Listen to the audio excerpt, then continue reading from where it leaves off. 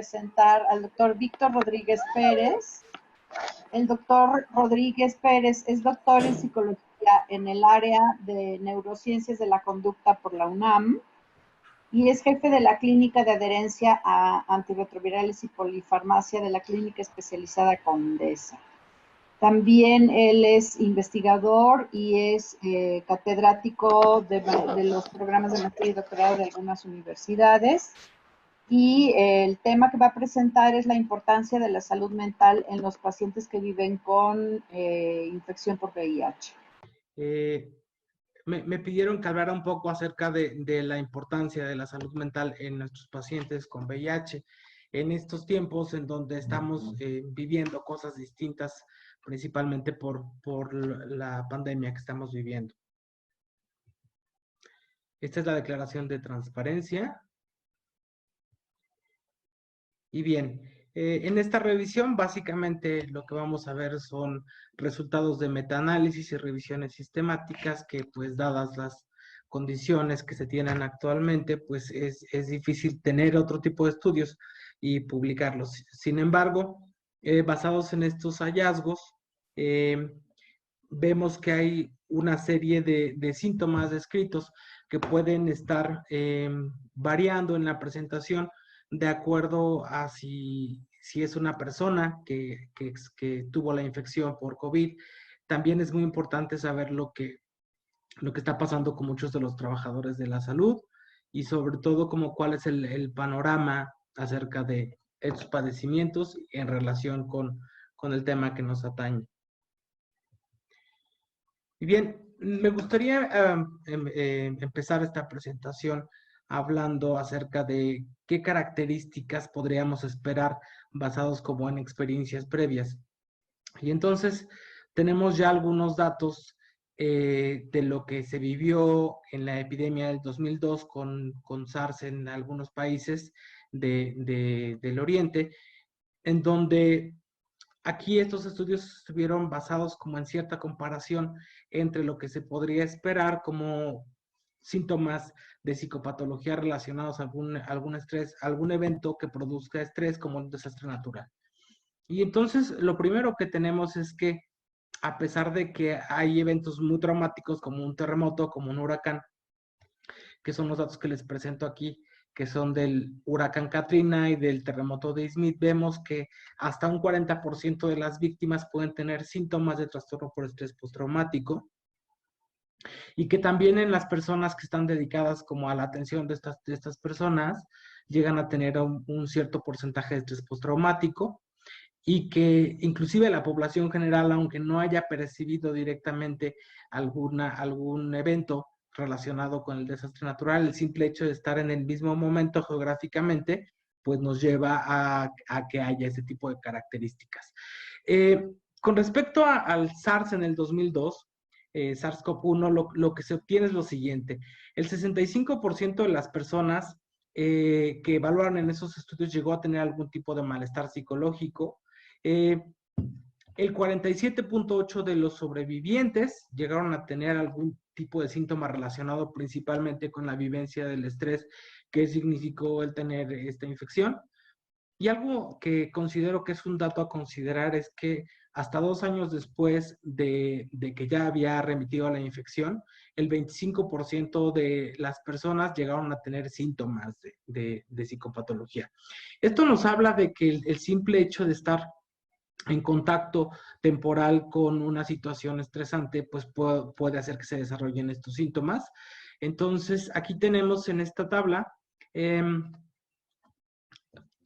porcentaje de personas que tuvieron algún síntoma de trastorno psiquiátrico y vemos que, por supuesto, en color negro, los sobrevivientes son los que tienen un mayor porcentaje de síntomas, pero también la población general que experimenta hasta el 33% de síntomas de psicopatología.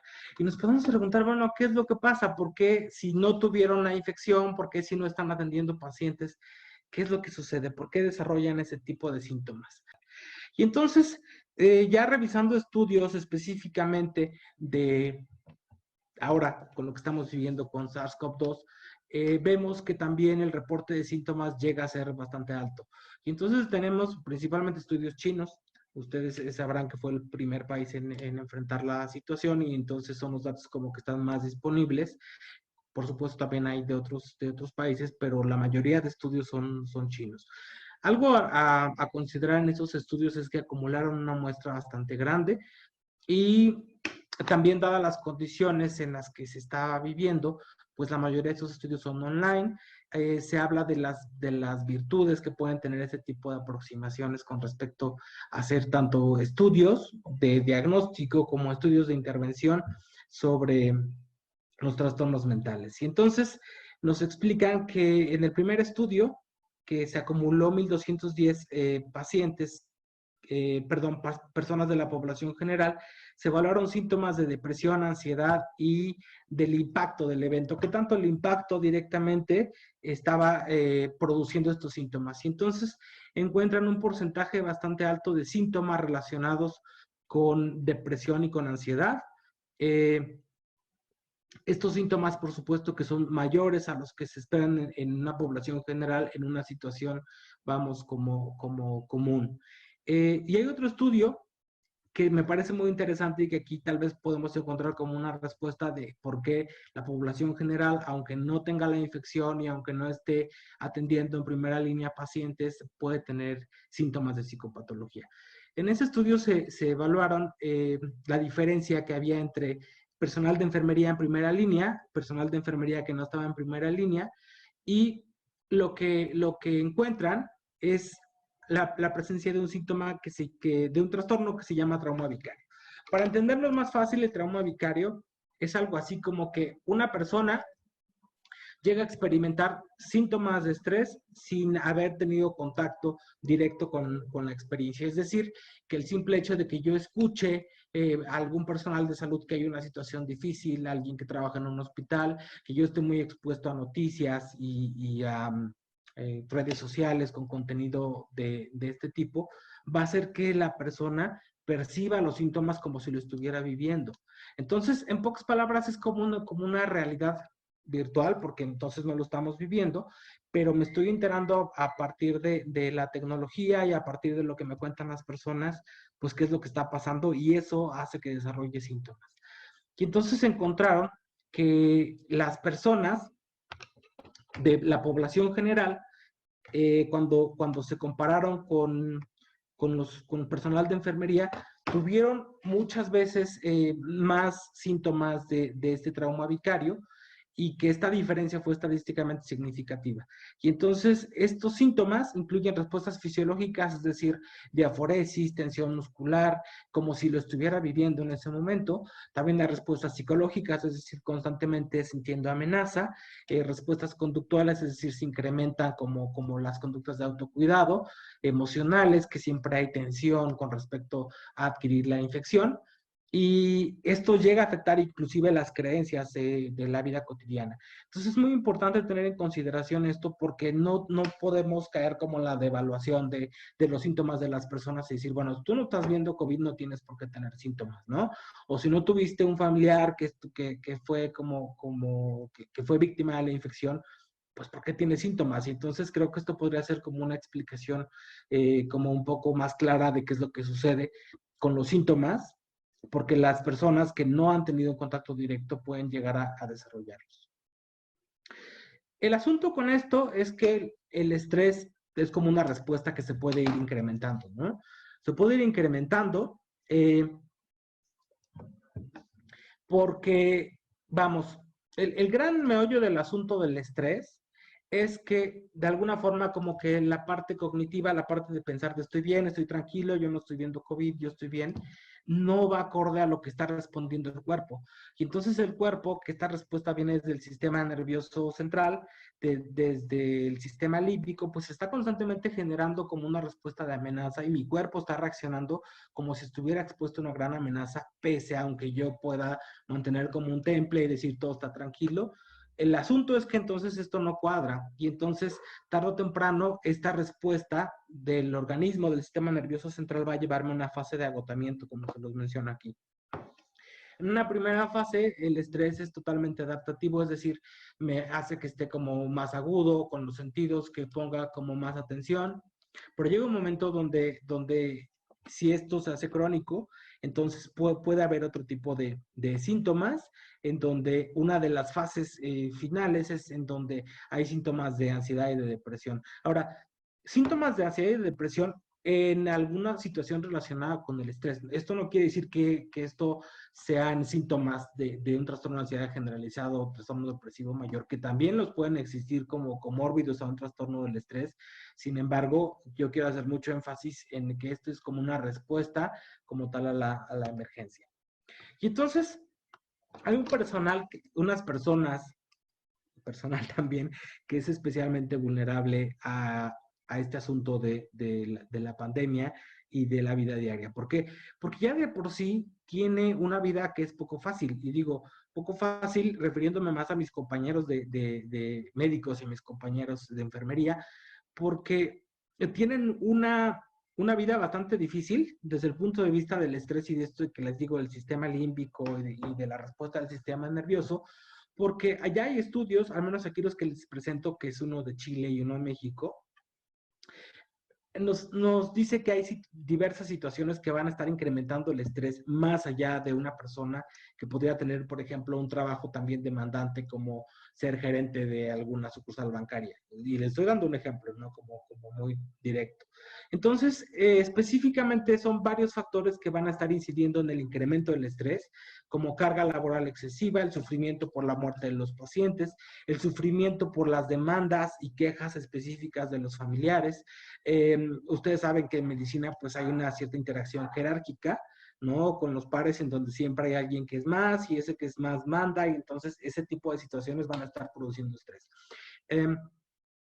El hecho de estar sometidos a pocas horas de sueño, de que el riesgo laboral sea inminente, sobre todo en situaciones de pandemia como la que estamos viviendo, y que no haya tal vez como las condiciones ideales de protección para realizar el trabajo. También hay otras condiciones que van a incrementar el estrés y que no son necesariamente como relacionadas al ambiente dentro de un hospital, que podrían ser como fuera de un hospital, como ya es el limitarse en la interacción social, la escasa interacción con la familia y que también esto puede incidir en relaciones familiares que sean un poco caóticas.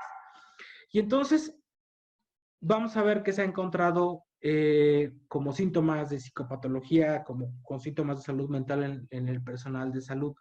Y aquí se los pongo en rojo porque definitivamente los médicos fueron de los evaluados los que llegaron a tener los síntomas más altos, al menos de ansiedad. Aquí les presento dos estudios que considero que nos dan una muy buena panorámica de qué es lo que está pasando con el personal de salud. En el primer estudio que se hizo en 180 médicos que estuvieron trabajando atendiendo COVID, se realizó un cuestionario autoaplicado. Estos cuestionarios fueron también aplicados de manera virtual. Recuerden que ahorita es una situación en donde tenemos que estar en trabajo virtual y haciéndolo como preponderante. Se midió síntomas de ansiedad, se midió también la respuesta al estrés que estaban viviendo, la calidad del sueño, el apoyo social que recibía como de sus pares, principalmente en el trabajo, y algo importante también en personas que están trabajando en una situación de estrés y en una crisis es valorar la autoeficacia. Autoeficacia, para decírselos en pocas palabras y muy claro, significa qué tanto yo me siento capaz de hacer una actividad, ¿no? Y qué tanto esta capacidad de esta percepción de la capacidad de hacer las cosas puede ser mediada por algunos factores. Entonces, puede ser la ansiedad. Sí, la ansiedad puede ser un factor bastante incidente para que yo no realice como al 100% mi trabajo. Y justo querían evaluar esto porque vieron que algunas de las infecciones que estaban sobre todo adquiridas en el medio laboral, por exposición laboral, estaban asociadas como a muchos síntomas de agotamiento, a muchos síntomas de falta de sueño y por eso es que lo quisieron medir. Y en ese estudio lo principal que vieron fue el incremento de la ansiedad, fue como una característica de esta muestra en el estudio, es decir, médicos que estaban teniendo COVID-19, en donde encontraron una relación positiva entre el incremento del estrés con respecto al incremento de la ansiedad y una relación negativa con la calidad de sueño. ¿Esto qué quiere decir? Que a mayor ansiedad hay una menor calidad de sueño. Y el apoyo social fue un factor súper importante para la autoeficacia. Fíjense que esto que les decía de qué tanto puedo hacer bien mi trabajo, por supuesto que el factor principal que pudo predecir esta variable fue el apoyo social de los pares. Es decir, que la relación que lleguen a tener entre los compañeros es muy importante para el desempeño del trabajo en esta situación de crisis que estamos viviendo. Y un brazo del estudio anterior que les había mencionado del trauma vicario compara a personal de enfermería de primera línea, primer contacto con pacientes con COVID, y a enfermería que no estaba en esa primera línea. Y entonces lo que encuentran con respecto al trauma vicario es que fue mayor en el personal de enfermería que no estaba en atención directa con pacientes con COVID. Y que esta diferencia fue estadísticamente significativa en todas las variables que pueden componer el trauma vicario. Y esto nos dice que pues no necesariamente las personas que están trabajando directamente con pacientes con COVID pueden ser los más afectados, sino que en general podría ser como el personal de salud, uno de los grupos que van a ser más vulnerables a los síntomas de psicopatología asociado a la pandemia. Ahora, cuando comparamos personal de salud con respecto a la población general, la verdad es que pues sí son muy claras las diferencias. Específicamente lo vemos en los trastornos de respuesta al estrés, es donde vemos más diferencias. También en los síntomas depresivos. Por supuesto que también es como importante ver lo que sucede con el estrés postraumático, con el trauma vicario, del cual ya les hablé un poco. El insomnio como una característica de respuesta al estrés que también es mayor en la población general, pero que es superado por lo que vemos en el personal de salud. Y algo nuevo, y que todavía no tenemos los datos aquí, pero que ya vemos como algunos estudios que nos están diciendo que algunos pacientes han tenido algunos síntomas de psicosis posterior al padecimiento de COVID-19. Y la OMS nos sugiere algunos focos rojos, algunos focos que tenemos que sondear con respecto al personal de salud. Y estos se los voy a dejar como muy rápido, porque es importante que ustedes como personal de salud, que creo que la mayoría de los que estamos conectados hoy somos personal de salud, es importante checar aquellas personas que han tenido un trastorno mental previo, porque son las personas y la variable que va a predecir un mayor deterioro en síntomas de psicopatología posterior al enfrentamiento de alguna situación de crisis, en este caso como la pandemia, algunas situaciones como desgaste laboral. También hay otro tipo de rasgos que nos van a hacer pensar en que tal vez la persona necesita ya un tipo de intervención, al menos un descanso. Sobre todo esta situación de dejar de lado las necesidades básicas. Me llamaba mucho la atención en los primeros estudios que hablaban de trastorno por estrés postraumático, de ansiedad, de insomnio, que muchas de las cartas a los autores de las respuestas al editor eran como quejas, ¿no? Más que quejas, más que una visión un poco más objetiva, y era como el asunto de ¿y qué vamos a dejar a los pacientes morir? ¿Y qué no vamos a estar atendiendo la emergencia? Yo creo que una característica muy importante de que hay deterioro de la salud mental es cuando empezamos a perder como este tipo de brújula, ¿no? De en qué momento sí estoy respondiendo a lo que me están exigiendo la crisis, y también qué tanto ya dejé de lado las necesidades básicas.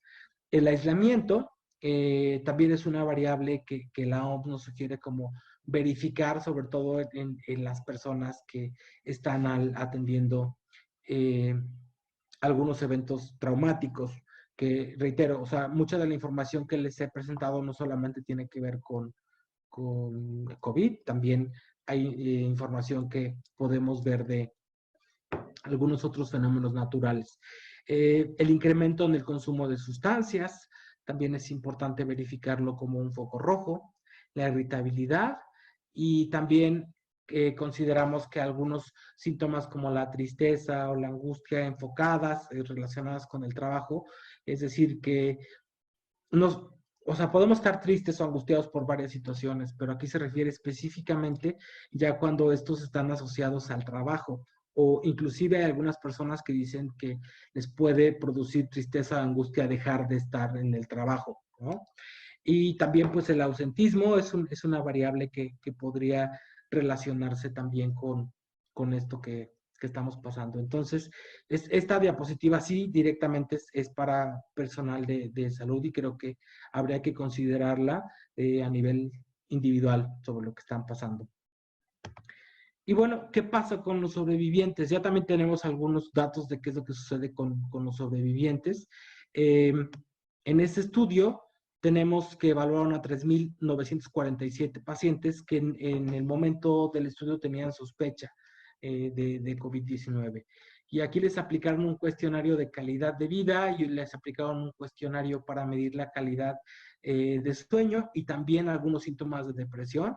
PHQ-9 es un cuestionario que es considerado como el estándar para medir depresión y sobre todo se utiliza en estudios que tienen como un objetivo o que son de tipo epidemiológico.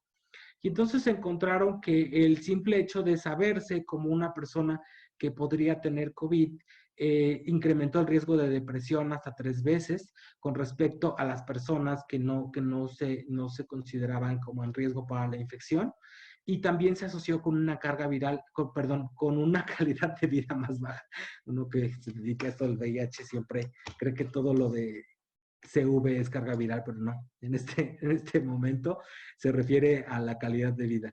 Y entonces, el simple hecho de saberse como que podían ser susceptibles de tener la infección, pues incrementa el riesgo de tener depresión y de disminuir la calidad de vida.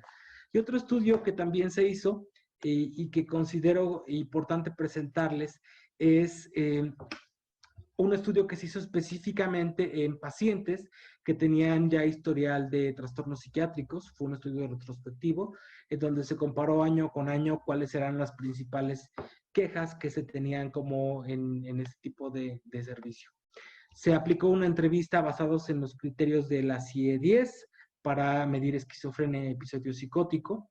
Y entonces, ¿qué se encontró? Específicamente que en la fase relacionada con la pandemia, se encontraron un incremento del 25% de personas con síntomas de esquizofrenia respecto a los años previos, y que en pacientes que podrían acudir, vamos, de manera espontánea por algún síntoma relacionado con trastorno psiquiátrico, principalmente intentos suicidas, trastornos depresivo mayor o uso de sustancias, se notó un decremento en la incidencia de esquizofrenia, pero en esos pacientes que ya tenían cierta recurrencia a requerir el servicio de psiquiatría.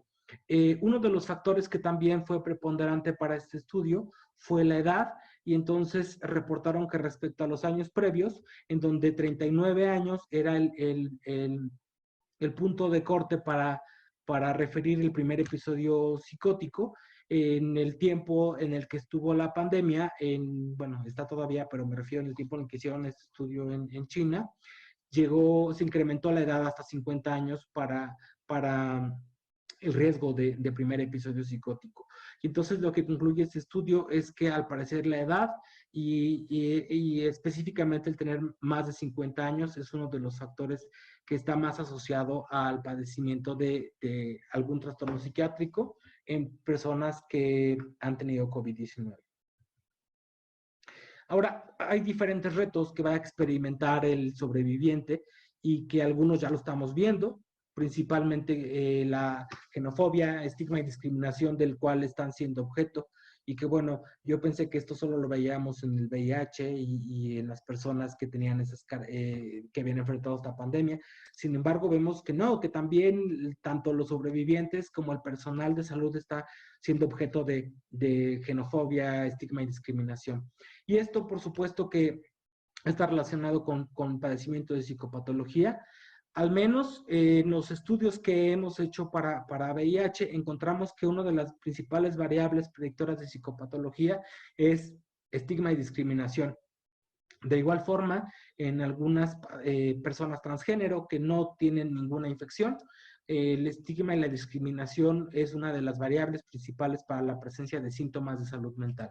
Y entonces, por eso es que creo que tenemos que verlo como condiciones incipientes y condiciones que son cardinales para los sobrevivientes a COVID-19 y su entorno.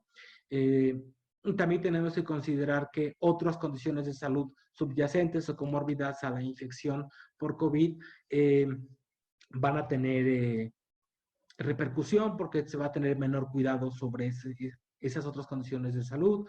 La interacción familiar va a cambiar. Ejemplo, aquí les pongo la escuela en casa. Y hay otras condiciones psicosociales que van a hacer que se incremente la presencia de psicopatología como el desempleo, las deudas y el aislamiento social, principalmente por la cuarentena. Pero pues el desempleo y las deudas pues son condiciones que estamos viviendo como parte de las consecuencias de esta epidemia. Ahora, ¿qué pasa específicamente con nuestros pacientes con VIH? Es lo que les quiero platicar ahorita.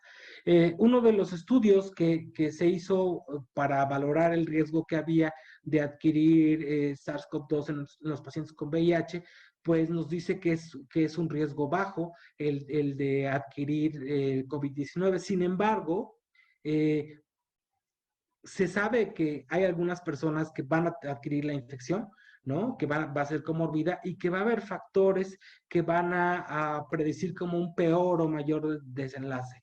¿Y a qué nos referimos con esto? Hay algo que hemos estudiado sobre todo en aspectos psicosociales y sobre todo los que nos dedicamos a ver cosas de adherencia.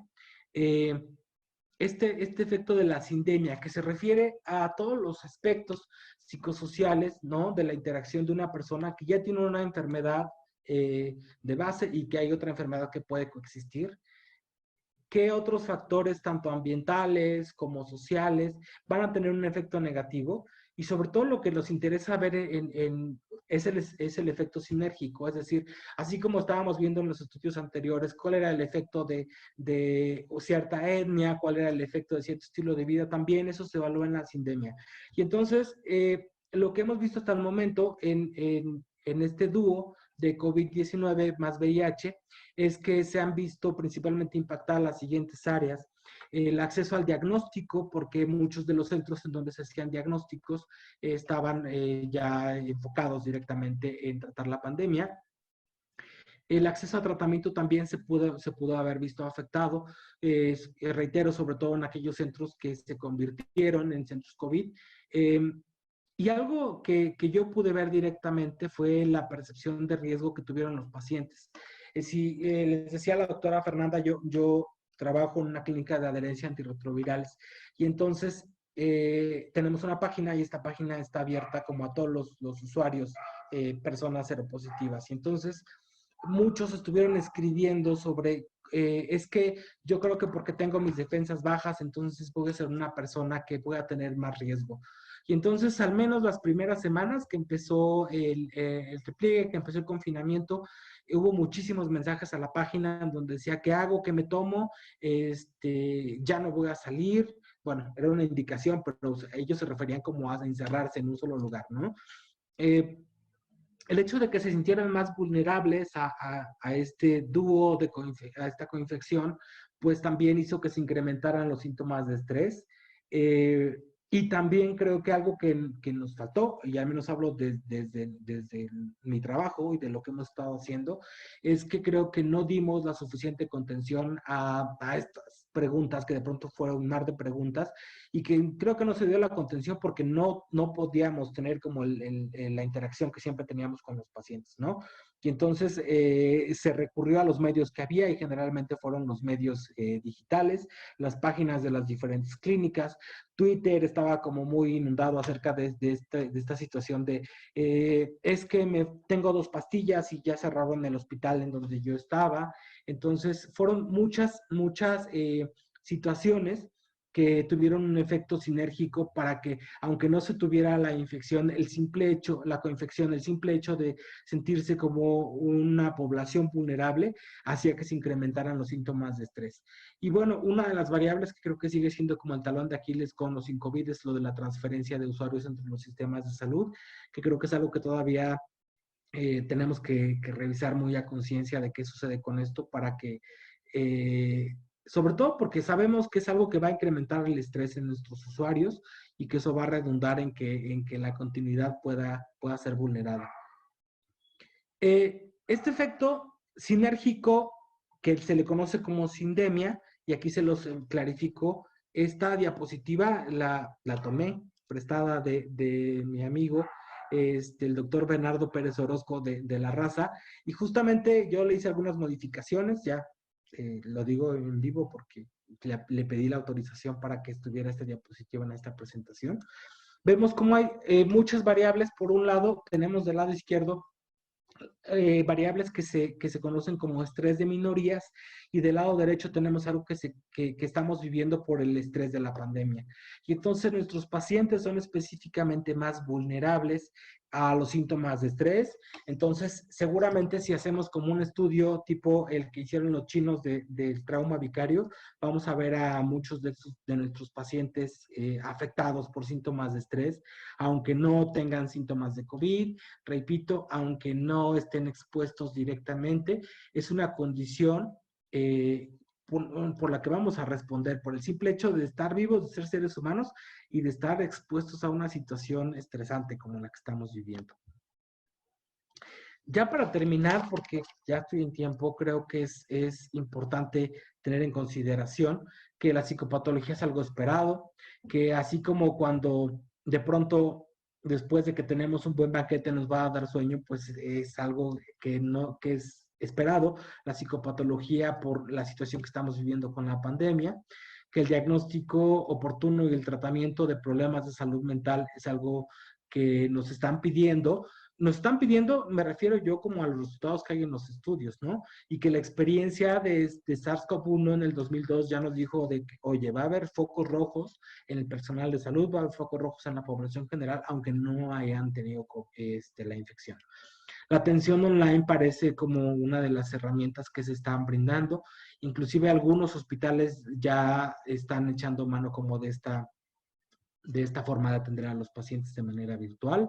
Creo que es lo que más se sugiere en estos momentos para este tipo de atención, específicamente de la salud mental. Es importante verificar las interacciones entre tratamientos para VIH respecto a otros tratamientos que se puedan dar para COVID. En pacientes con un diagnóstico psiquiátrico se sugiere mantener el tratamiento y ser como una de las principales objetivos en este tipo de pacientes que se consideran grupo vulnerable, el hecho de mantener el tratamiento. Es muy importante la atención a los trabajadores de la salud.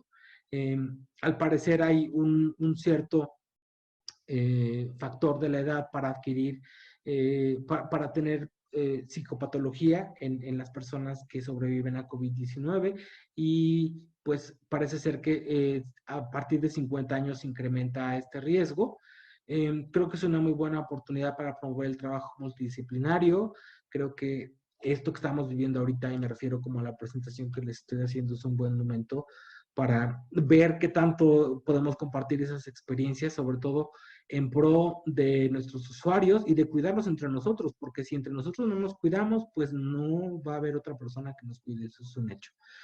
Y creo que es muy importante no olvidar, y por eso se los pongo en rojo, que el estigma y la discriminación siguen siendo una causa muy importante de psicopatología, y que este hallazgo de que el estigma y la discriminación se relacionan con la psicopatología se ha visto no solamente en enfermedades infectocontagiosas, sino también en condiciones y variables de vida como podría ser transgénero.